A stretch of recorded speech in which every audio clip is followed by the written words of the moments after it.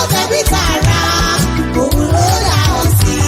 Ó fún ọ lálàáfíà, Adéṣọlá. Ó ti ṣọdún èyí lágbára Ọlọ́run wa ṣàmọ́dún. Wọ́n ṣọ̀pọ̀lọpọ̀ láyé nínú àlàáfíà ara, òní mọ̀ṣòro. Lórúkọ Ọlọ́run tó lágbára lọ́wọ́. Ọlọ́run ló lọ́pẹ́ lórí ayé rẹ̀ o. Jésù lọ́pẹ́ yẹ fún lórí ayé rẹ̀ o. Òun ló dá ọ sí. Tó pa ọmọ tẹ̀bí tààrà, òun ló dá ọ sí. Tó fún ọ lálàáfíà, Adéṣọlá.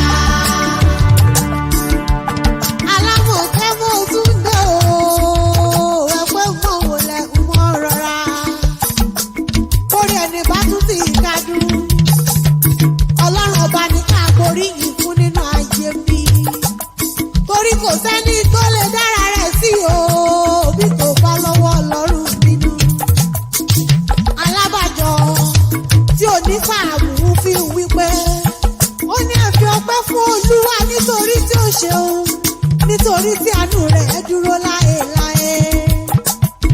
Òní ọjọ́ ìkẹjọ oṣù kẹfà ọdún ìní ìṣàyájọ́ ọjọ́ tí Madam Elizabeth Adéṣọlá aya ìjà òdọ́là kọ́kọ́ mọ́ fi nínú ayé. Ògo ni fọ́lọ́run tó dá sí o, torí gbogbo ọjọ́ ló kún fún ibi. Oore ọ̀fẹ́ Olódùmarè tí ní kì í jẹ́ kí àdánwò ayé borí ẹni. Ọmọ Adénáwọ̀ mọ́ gbọ́ bí mo ti ń wí o. Aya ìyá òdọ́là, aláṣẹ àti olùdarí First Step Daycare Center tí bẹ̀ ní Chicago, wọ́n fi gègé lọ́rọ̀ ẹnu mi. Níre níre níre níre níre níre là ń sọ̀rọ̀ àtàrẹ nínú ayé mi. Ire la ó mọ̀ fi péré rẹ̀ lórúkọ lọ́rùn ọba. Ìyá Àdèjì mo ní ọmọ gbọ́ bí mo ti ń wí o. Ìyá Àdèmí Tọ́pẹ́ òun Jídé, wọ́n sì mọ̀ fi gègé lọ́rọ̀ ẹnu mi. Oríire ni ti ìrere, ìrere olórí àgbẹ̀rùlé o. Aya ìjà òdọ́là, oríire ni ti rẹ̀ nínú ayé mi. Mo ṣe tán mo fẹ́ kẹ́kọ̀ọ́ létí o. Ọlọ́jọ́ ìbí òní, mo fẹ́ lọ kí ọ délé. Mo fẹ́ kí ọ bí ológun kẹ̀kẹ́ o. Wọ́n sì tún kí ọ bí ọlọ́gbọ̀n abájá. Ìtú Ẹlẹ́rù ní Ìjẹ̀bú Ìṣíwọ̀ níṣẹ̀lẹ̀ bàbá tó bí ọlọ́mọ. Ọmọ Péjú Àìràmàsà bébé ni wọ́n kó kí ilé àwọn bàbá rẹ̀. Ọmọ ẹlẹ́lẹ̀ ńlá Ìṣíwọ̀ tó fi bẹ̀rù, tó fi bọ́mọ, tó fi bólórí láàfin ọba.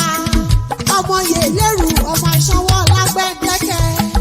Ọmọ Ṣòṣọ́yìn, ọmọ Ṣékènú mọ̀gán. Ọmọ Olúṣòòpin Òṣùà. Ọmọ Àmínáwó, ọmọ Ọ̀párọ̀kù Yẹ̀kẹ̀. Ó parákàlà ṣíáṣíá.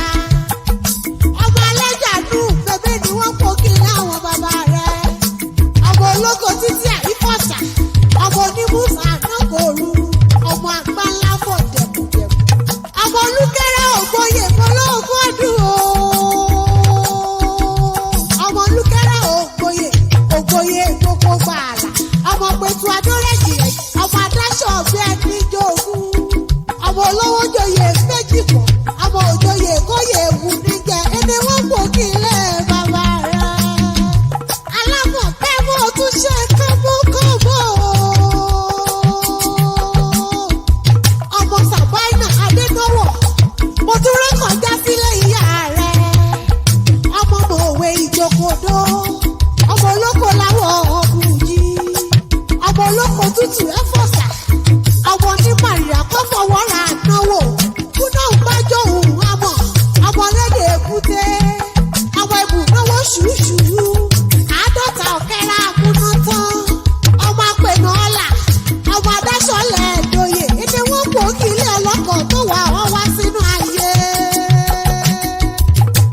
Owó mélòó lò ní tó ń fọmọ Jẹ̀bú ṣeré?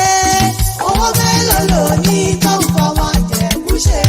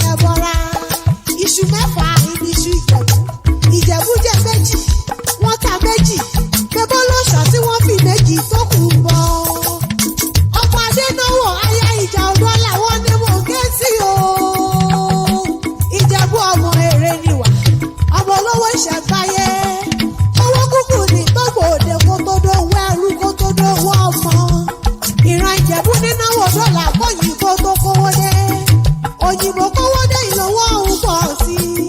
Ọmọ ẹlẹ́yin kulẹ̀ àdéwúre. Ọmọ olówó joyè méjì pọ̀. Ìbà ẹlòmíràn ẹ̀rọ kan jẹ́. Gbogbo Ìjẹ̀bú tí mo mọ̀ iná lówó lọ́wọ́ o. Wọ́n lè fọ̀rọ̀ Ìjẹ̀bú ṣeré rárá. Àwọn ọmọ rẹ̀ wọ́n ní ìyá rere, ìyá tó ṣe é fi yangàn ní o. Wọ́n ní kọ́lọ́run ọ̀bàjọ́ òpẹ́ fún wa. Dèjì ìjà òdọ́là ọkọ̀ Yétúndé. Tèmi tẹ́pẹ́ Ọlọ́run Fẹ́mi. Aya tèmi Dayọ̀. Jídé ìjà òdọ́là ọkọ̀ Rachel. Wọ́n ní ìyá tí ń tọ́jú ọmọ bí ẹni àfijoyè ìyá èwe. Wọ́n ní ọmọ ní fàìsàn lu ọjọ́ ogbó lórúkọ lọ́rùn ọba. Àwọn ọmọ rẹ̀ Almari Sami Olúwa Káyọ̀dé. Jordan Zion Olúwa Kórèdé. Ije Grace Fọláṣadé. Ìrèmídé. Àánú Olúwa pọ̀. Òun Alex Morayo. Wọ́n ní grandma. Wọ́n nítorí Olúwa lolùṣọ́ àgùntàn rẹ̀. Ó ní ṣaláyìí ní ohun tó dára nínú ayé mi. Àánú Olúwa pọ̀ tàbí láyájọ́ òní. Ọmọ rẹ̀ tó pọ́dún mẹ́fà gẹ́rẹ́. Lónìí ọjọ́ ìkẹjọ oṣù kẹfà ọdún 2022. Ó ní grandma. Ó ní kò sí bó ti pẹ́ láyé tó. Ó ní fàyè kan ló gbà lórúkọ Jésù Kristi ọba.